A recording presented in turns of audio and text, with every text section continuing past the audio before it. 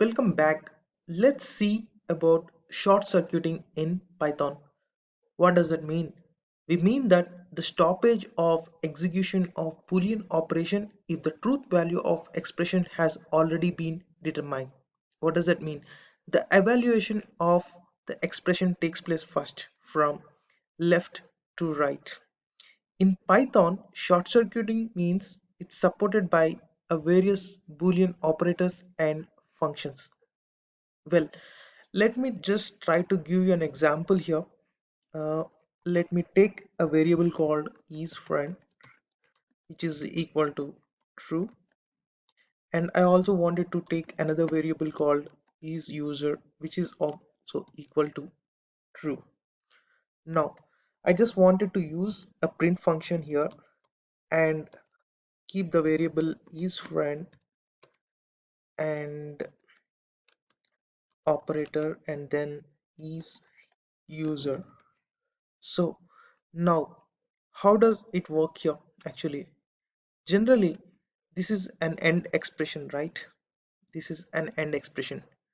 In Python, how it executes? Like Python uses short circuiting technique to check if the first statement is false. Suppose this is false. Let me just put here false. If the first statement is false, then the whole statement must be false so that it returns that value, which is, let me just execute this. Okay, now this has become false, right? Then the whole statement must be false, so it returns the value here. Only if the first value is true, it checks the second statement and return the value. So now, if I just wanted to use an OR operator here, suppose between these two variables, then it takes the first statement uh, and checks to see if it is true. Then if the first statement is true, then Python returns that object value without checking the second statement.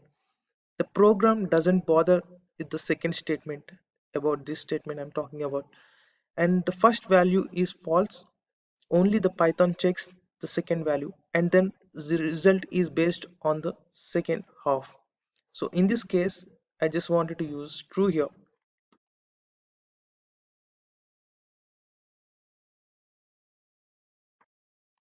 So it checks the first statement is true. So whatever the second statement, it doesn't bother.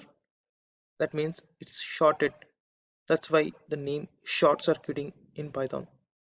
Well, this is it in this video. We'll see you in the next one.